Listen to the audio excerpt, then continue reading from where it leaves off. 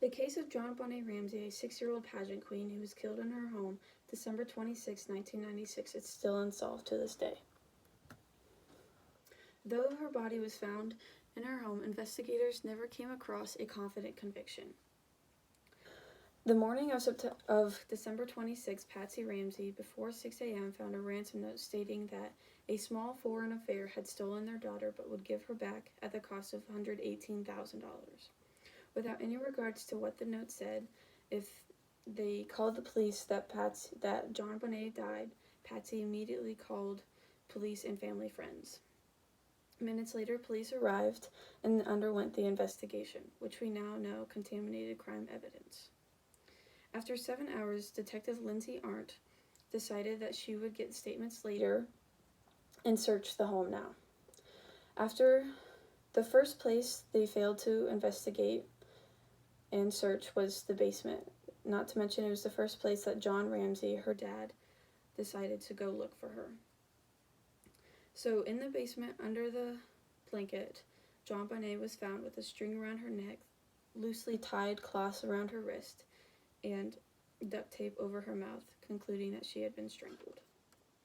There are two theories when it comes to who or what or why in the murder of John Bonnet. The first suspects, knowing that they were the only people there, were the family members.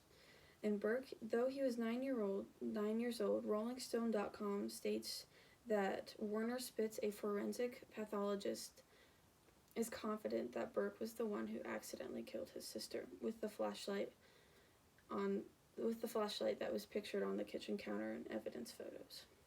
The support behind this is that in the autopsy, John Bonnet had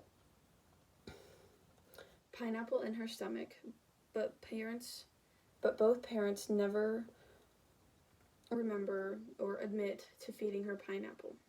However, on the kitchen counter, there was a bowl of pineapple that had Burke's fingerprints all over it.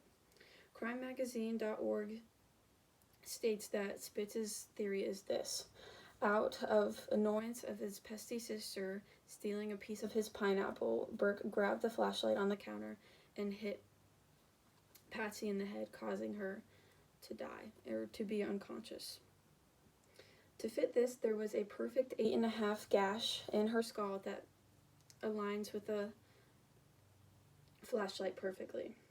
There are also wounds on John Bonnet's back that were consistent with Burke's train toys.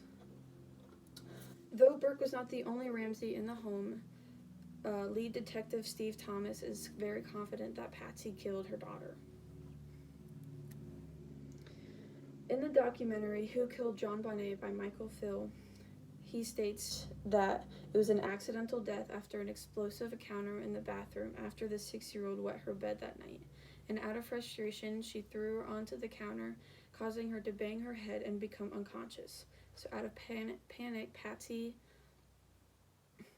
Patsy staged the kidnapping, wrote the ransom note, tied her daughter in strings, and laid her under a blanket.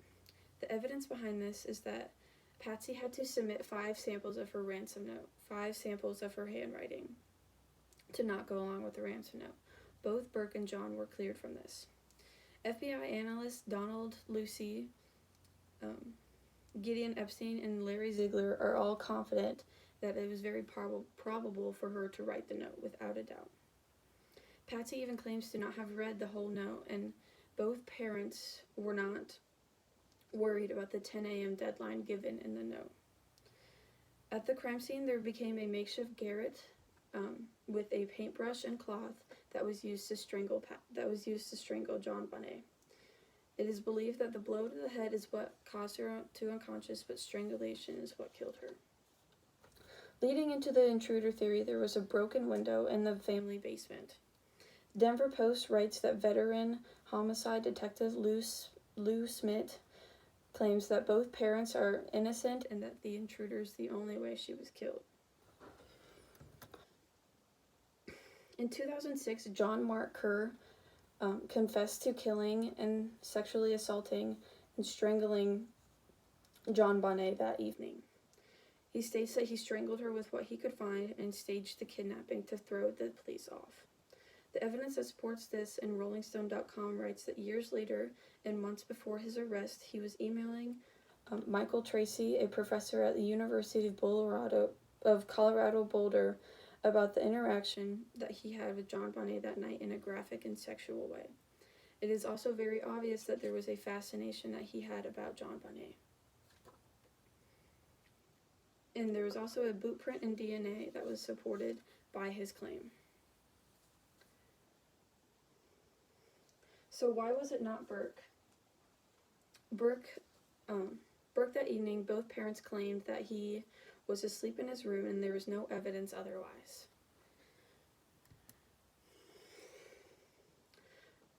So Burke was also cleared from writing the ransom note, and once Spitz released his theory on why or how Burke killed his sister, he immediately sued him for defamation of $150 million, which investigators say this is not common with a guilty conscience. Why was it not Patsy? In the book Perfect Town, Perfect Murder by Lawrence Schiller, the DNA was believed to be a man. And not to mention that when Mary Lancey replaced Alex Hardman, the district attorney of Boulder, Colorado, she publicly exonerated each family member. Patsy sadly died in 2004 to ovarian cancer as well.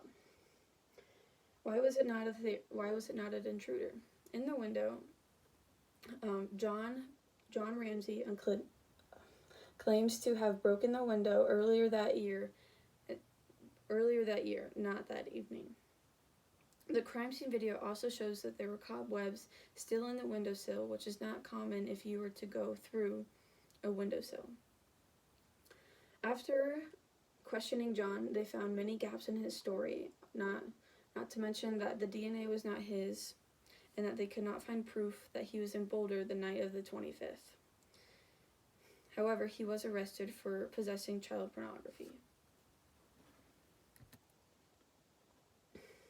24 years later, no one will ever know what happened to the sweet and innocent pageant queen after investigators have not been able to find a missing piece that supports either conclusion or either theory. Today we will never know why the DNA never matched anyone, or why Patsy was dressed and ready so early that morning, or whose handwriting was on that note.